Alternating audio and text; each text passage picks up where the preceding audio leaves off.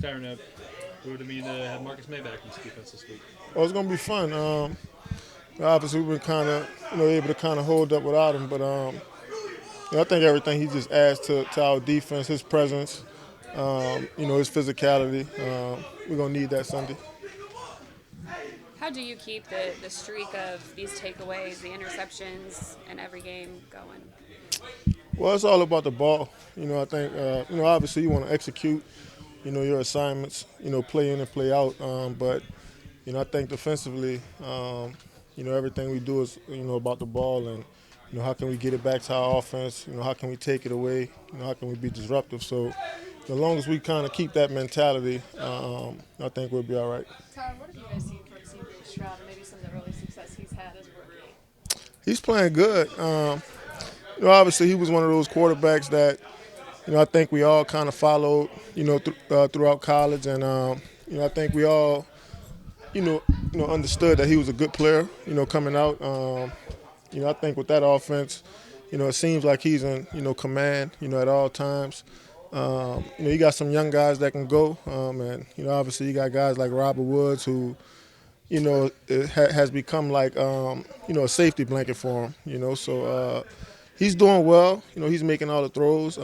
He's able to kind of get out of the pocket and extend plays too. So, we'll have our hands full Sunday. How do you disrupt the quarterback like CJ? Well, obviously I think it starts up front. If those guys can, get to him and, get him off his spot, force him to make a decision he doesn't want to make. And then from there is, I think on the back end is just playing tight coverage, trying our best to force him into, those tight window throws.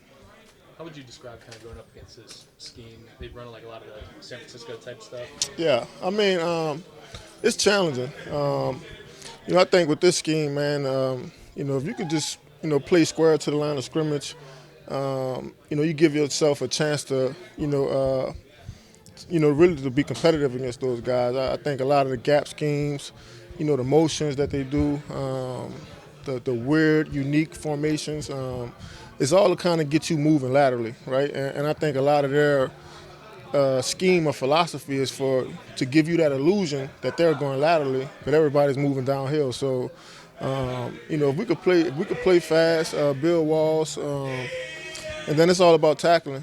If we could tackle well, we'll be all right.